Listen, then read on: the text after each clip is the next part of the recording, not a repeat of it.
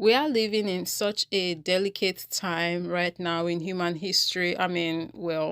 It's been a delicate time in human history for a very long time now. But right now, in this moment, it's unprecedented the shift we are seeing, especially in the minds, the consciousness of people. A lot of people are waking up. We are starting to see more people unapologetically speak up and stand for the truth and what is right. We are seeing revolutions happening, and it is quite a fascinating time to be alive, I must tell you, especially as an African person, especially as a black person. And all of that is great, right? And yeah, maybe we can take a second to celebrate, hooray, hoorah. But while we celebrate and bask in the happiness and joy, glory of this little progress we've made, let's not forget that work still full ground remain. In our own different little corners in the various communities, there is still so much work that needs to be done. And that brings me to today's video. I don't know about anyone else. I don't know if it's just my own FYP,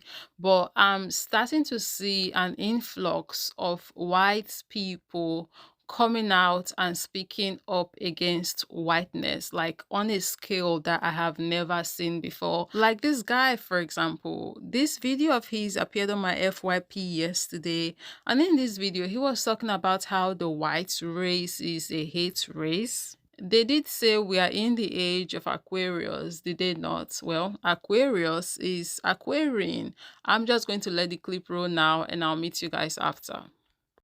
Okay, well, I'm going to say it. You can bar my live TikTok, but I'm just going to say it. Like I've said it many times before on this platform, okay? The white race is a hate race. Its only purpose is violence and to kill diversity. That's all it is. It's only existed for 500 years, and its sole purpose is control. White culture is a different thing. White culture is us. Irish, Scottish, Italian, Greek, whatever. Yeah, that's our culture. I do believe white people have culture. We have lots and lots of culture. But the moment we call it the white race, we throw our culture away and become a part of a hate race. Now, TikTok, you can flag me and you can stop me from talking about this in every live that you want me to. Bar me for a week. I'll make a video about how the white race is a hate race. And anybody that wants to argue that is a dickhead. Straight up. And if you can't see it and you're going to come here and jump up and down about blah, blah, white people this and white people that, mate, if you want some pride, go back to your culture. Find where you come from. Find pride in your culture. Where are your indigenous roots from, mate? We all got indigenous roots somewhere, right? We all come from somewhere. I am just sick and tired of being, constantly shut up because I want to talk about a topic that you people don't want to talk about, or think that I'm being hateful or spiteful or racist or whatever else you think, because it's not the case. I'm just trying to point out something that would heal the planet. That is, if white people got off their high horse of I'm superior because I have white skin and actually started to embrace their culture, maybe we could get rid of a bit of hate. Yeah, that's all I'm saying to the world. TikTok, you can go fuck yourself.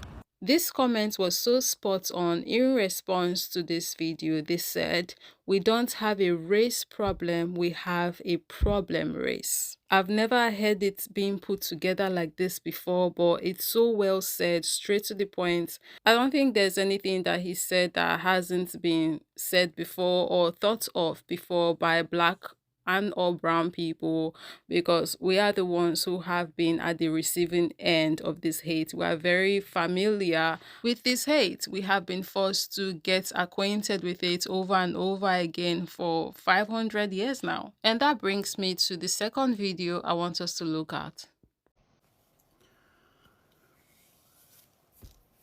Donald Trump's provocations are going to lead to violence sooner or later, and that's what he wants. Recently, he issued an executive order that was basically titled Unleash the Police. And last week, his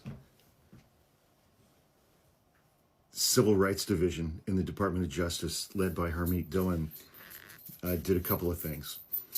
She announced that she is shifting the focus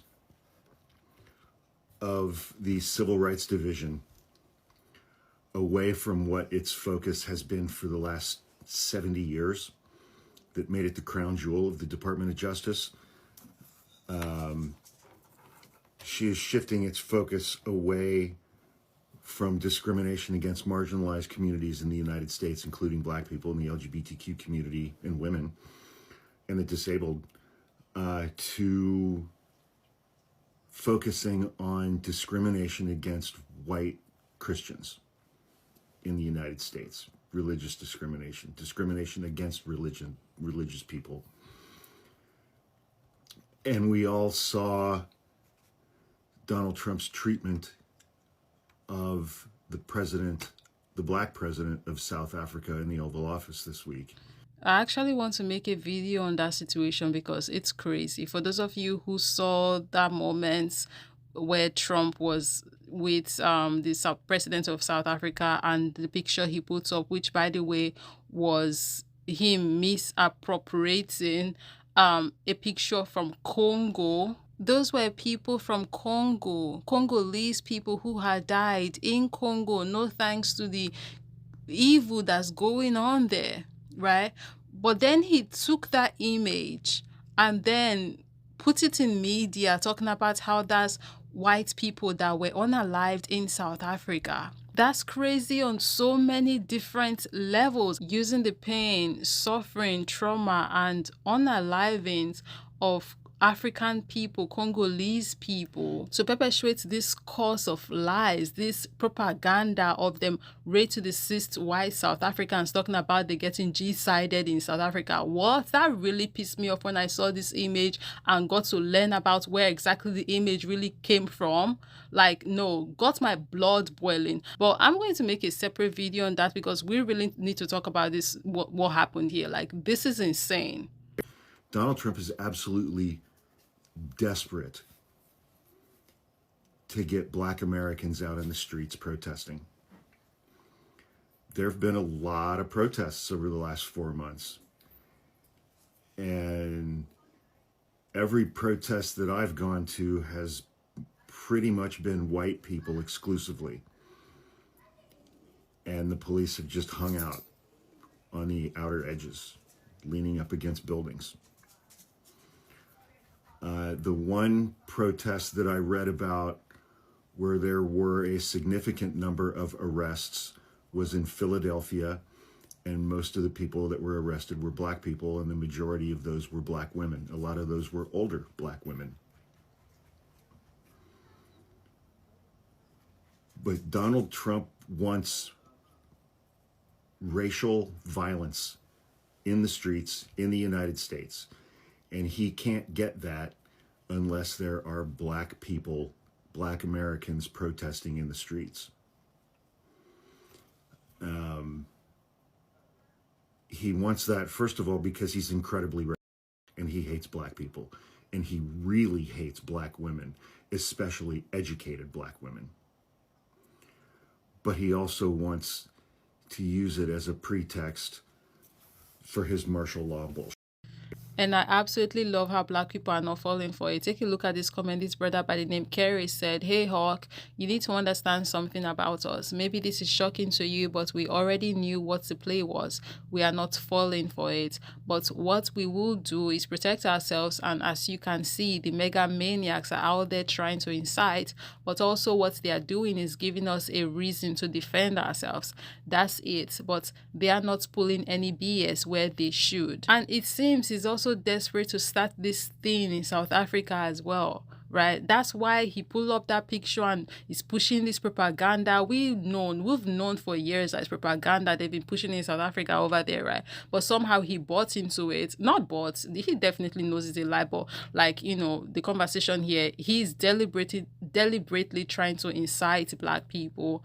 That's all that he's doing. He's pulling at every string he can at the moment. And it's embarrassing. It's annoying, but it's embarrassing. And we've all seen his immigration policies and practices over the last 4 months and what he's doing to brown people and immigrants. And he wants, he and his supporters basically want an all-white America again. They want white supremacist, male-dominated patriarchy, white male-dominated patriarchy, white supremacist country that is also an authoritarian theocracy. He also, his handpicked U.S. attorney in New Jersey, Alina Habba, who prior to representing him had been an attorney specializing in representing parking garages, and she defended him, such as the case may be, in a lawsuit that he filed against Hillary Clinton and a bunch of other people that resulted in him having to pay over $1 million in their attorney's fees, Hillary Clinton's attorney's fees. She represented Trump in the civil case in New York that he lost, and he now owes the state of New York over $600 million. And she represented him in the second E. Jean Carroll case that resulted in an $83 million verdict against him. So he rewarded her legal genius by making her the U.S. attorney for the state of New Jersey. And a couple of weeks ago, 3 members of Congress and the mayor of Newark, New Jersey, went to an ICE detention facility in Newark, New Jersey, and there was a kerfuffle, and there were 2 people. Well, there was one person who was arrested on scene, the black mayor of Newark, Ras Baraka, and then this past week, they arrested Congresswoman LaMonica McIver, a Democrat from New Jersey, whose district includes most of Newark, New Jersey. The other 2 members of Congress were not arrested. And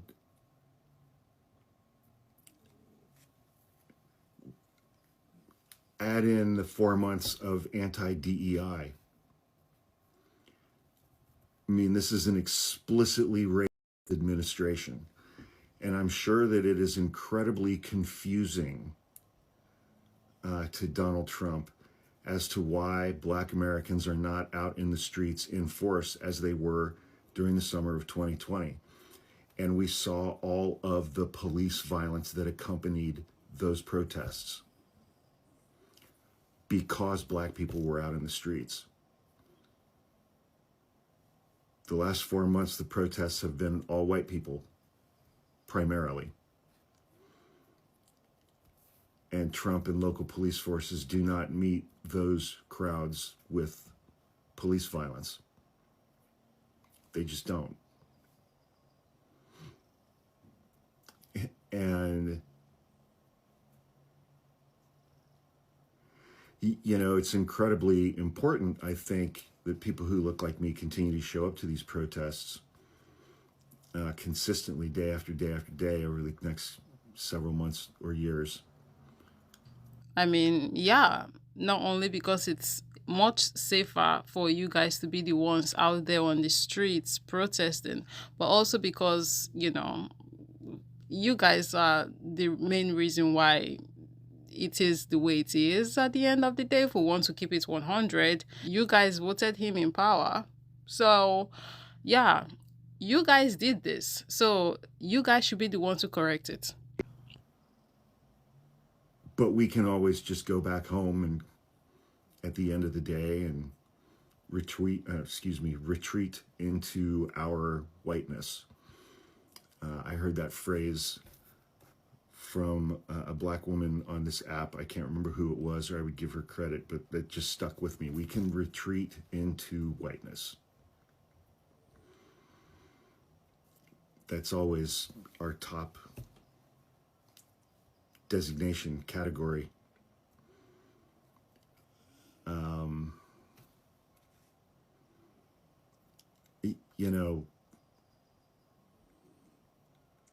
But it's like when you look at the authoritarian playbook, he's got to find an enemy within. And sure, he's got immigrants. He's been railing on DEI. He hasn't yet come out and just when you look at the language that he uses about immigrants, I mean, it's incredibly dehumanizing language, refers to them as vermin poisoning the blood of our country. And he did that during the campaign with the Haitians in Ohio, the Haitian immigrants in Ohio. They're eating the cats, they're eating the dogs. And since Inauguration Day, he hasn't used that kind of language explicitly about Black Americans at scale. But again, I think he's got to be just absolutely dumbfounded at the things that he is doing with his executive orders, what his Civil Rights Division and the DOJ is doing, how he's treated leaders like the president of South Africa, the things he's been doing with DEI, an incredibly racist administration. I'm sure he's utterly dumbfounded as to why Black Americans are not out in the streets. But if they do, and he gets to use violence, then he will have his enemy within the United States. He views immigrants as an enemy without to get rid of. But if he gets Black people out into the streets, they're going to be his enemy within.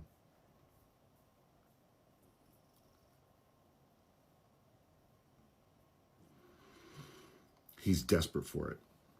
He's absolutely desperate for it. And this was what the creator from earlier was talking about in his video, this ideology, this way of thinking and navigating and operating that we see, right, with them people, Trump specifically now in this video. That's the hate that this creator was talking about, the hate that non-white people have unfortunately been dealing with. And one thing I've noticed personally is whenever you come by white people like this who are, you know, decolonizing. I don't know if I can use that word for them. Decolonizing. It's not like they were exactly colonized. But for lack of a better term, maybe I should go with deconstructing instead. Deconstructing the madness which is white supremacy and how that was fed to them. You would always come by, you know, some of their own as well in the comment section, coming at them, talking about how they are a traitor and whatnot. I mean, that's understandable. Is that the word? Expected. Yes, that's the word, not understandable. That's expected, right? Because of course there are people who want to keep the status quo as what it is, and the thought of the status quo like it is right now, with where they have, unfairly positioned themselves in, in this world, and how they had to subjugate other people to get themselves in that position. There are people who would want for that status quo to be what it is, and the thought of that changing, it scares them, right? It keeps them up at night. It worries them. They would not like that. So when they see people like this speaking out against the evil that is white supremacy and what the concept of whiteness actually is, right? It annoys them. And I want to be clear when I say the concept of whiteness, which I don't think is something that needs to be explained, because I believe it's something that should be understood, because like in conversations like this, when you talk about like, white or whiteness, they are not necessarily talking about the people that, are quote unquote white. They're talking about the ideology of racism and white supremacy, and how that came with the concept of whiteness, and all that was caused and done because of that ideology and that concept. So it's not about the people, it's about the ideology, it's the mindset, is the racism, is the, oh, we are better than you, we believe every other person should be under our heel. That's what is being spoken about here. Well, I'm going to leave this one here. Let me know down below in the comment section what your thoughts are. Let's continue this conversation there. Thank you very much for watching. And of course, as always, I'll be catching you guys in the next one.